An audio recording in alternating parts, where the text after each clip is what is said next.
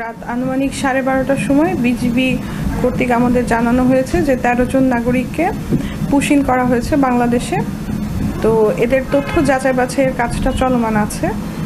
সদস্য সরকার এই নিয়ে কনসার্ন আছেন।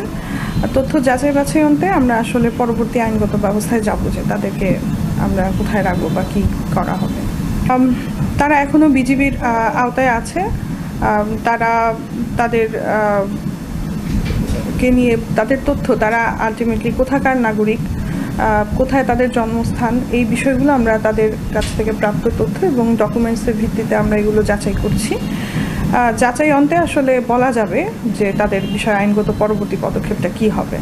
এখানে আমরা যতটুকু জানতে পেরেছি যে 13 জন মূলত 3টা পরিবারের আওতায় আছে। এখানে 3টা ফ্যামিলি। তো এদের মধ্যে নারী আছে, শিশু আছে। 3টা পরিবার যেহেতু 3 জন নারী আছে প্রাপ্তবয়স্ক এবং প্রাপ্তবয়স্ক 3 জন পুরুষ আছেন, সাথে 7 জন হচ্ছে শিশু আছে যাদের বয়স এখন পর্যন্ত যতটুকু জানতে পেরেছি 1 বছর থেকে 14 বছর পর্যন্ত।